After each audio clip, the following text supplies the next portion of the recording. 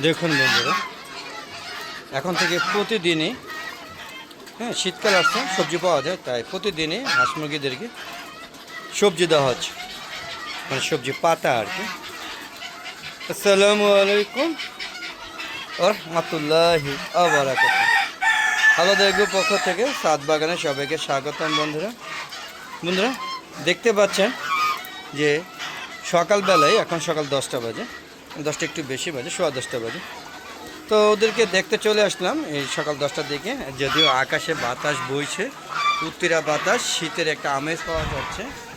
যদিও আমাদের তেমন একটা শীত লাগছে না, কিন্তু এই যে তাপমাত্রা যতটুকু, তাতে মোরগ মুরগিদের জন্য অবশ্যই শীত লাগছে। দেখেন কবুতরগুলো বামে বসে রোদ পোয়াচ্ছে, যদিও কবুতর আরও অনেক আছে, ওরা সবাই শেডে গেছে। তো দেখছেন প্রকৃতি কীভাবে উত্তরা বাতাস বইছে আর ঠান্ডা চলে আসছে। আর প্রাকৃতিক দুর্যোগ কিন্তু একটা পর একটা আসতেই আছে। দেখেন বেশ কয়েকটা দিন পর পর একদিন দুইবার ভূমিকম্প হলো, মৃদু ভূমিকম্প, যেটা আরেকটা তীব্র একটা ভূমিকম্প হলো 5.7 রেটের স্কেলে। এবং এর পরের দিনই সকালবেলা 10:36 একটা হলো, এবং রাত্রেবেলা 6 মিনিটে না 5 মিনিটের জন্য একটা ভূমিকম্প হলো, যা স্কেলে একটা 3.3 আর একটা হলো 4.4 স্কেলে, 4.4 না 4.3 স্কেলে। তো বন্ধুরা এইভাবে মানে যদি ভূমিকম্প হতে থাকে, তখন যেন বড় ধরনের একটা তীব্র, যেহেতু একটা তীব্র ছিল, খুবই ছিল, একদম বিল্ডিংগুলো যে কাঁপছে, সেগুলো মানে আমার লাইফে আমি এরকম ভূমিকম্প দেখিনি। আর যদি বিশেষজ্ঞরা বলতেছে এখন নাকি আরেকটা ভূমিকম্প হবে তীব্র আকারে, যা মানে রেটের স্কেলে 9 হয়ে যেতে পারে। তাহলে আপনারা বুঝেন যে 5.7 সহ্য করতে পারেনি, আর 9 অবস্থাটা কী হবে। তো প্রাকৃতিক দুর্যোগ চলছে বন্ধুরা, সবাই নিরাপদে থাকবেন, সাবধানে থাকবেন, আর দোয়া করবেন যেন এরকম কিছু না হয়। এই যে প্রাকৃতিক দুর্যোগ বা ভূমিকম্প যেটা হয়ে গেছে, সেটা এই পর্যন্ত থাকুক, আর যেন না হয় আমাদের জীবন দশায়। তো বন্ধুরা সকালবেলা হাঁস মুরগিদেরকে সবজি দিচ্ছে এই কারণে, যেহেতু সবজি পাতা এখন প্রচুর অ্যাভেলেবেল পাওয়া যাচ্ছে, আর ওদেরও ক্যালসিয়ামের ঘাটতিটা দূর করার জন্য ওরা শাকসবজি খুব পছন্দ করে। আপনারা দেখেন মনোযোগ দিয়ে শাকসবজি খাচ্ছে, দেখেন সবাই মনোযোগ দিয়ে শাকসবজি খাচ্ছে। রাজহাঁসগুলো গোসলে ব্যস্ত, আমার টার্কি মুরগিগুলো যে সবগুলো যে বাইরে মশা কামড়ে গোটা তৈরি করে দিয়েছে। আবার একটা টার্কি মুরগি আমার ওই যে সাদা যে মুরগিটা, এই মুরগিটা যে দৌড়ে আসতেছে, এই মুরগিটা কালকে উড়াল দিয়ে চলে গিয়েছিল, খুঁজে পায় নাই। রাতে 10টার দিকে একজন ফোন করে দিয়ে গিয়েছে যে ভাগ্য ভালো যে ওই যে খাদ্যকে পাল্লায় পড়ি না, তাহলে কিন্তু খেয়ে ফেলতো। যাক বন্ধুরা, আপনারা ছাদ বাগান করবেন আর প্রকৃতির গাছপালা দেখেন। জানি না ভূমিকম্প যদি এরকম হতেই থাকে, তাহলে তো এই সুন্দর ছাদ বাগান সব বিলীন হয়ে যাবে।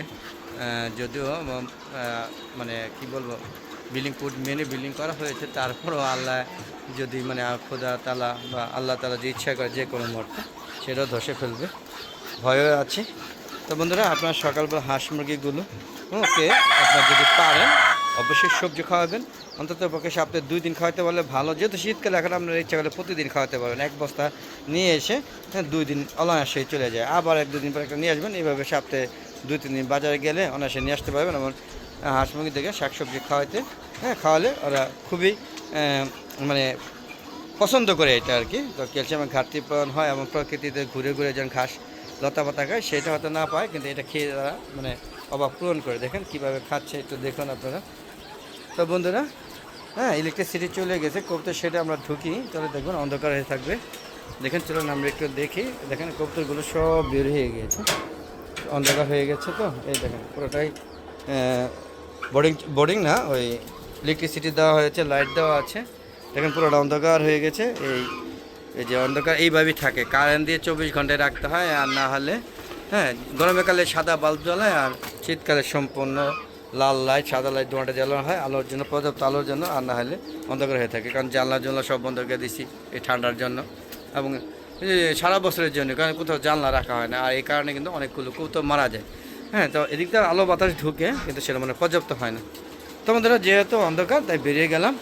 আর বন্ধুরা এরকম চ্যানেলে এরকম ভিডিওগুলো পেতে চাইলে অবশ্যই কী করতে হবে, আলাদা করে চ্যানেলটাকে সাবস্ক্রাইব করে পাশে বেল আইকনটা ক্লিক করে দিবেন।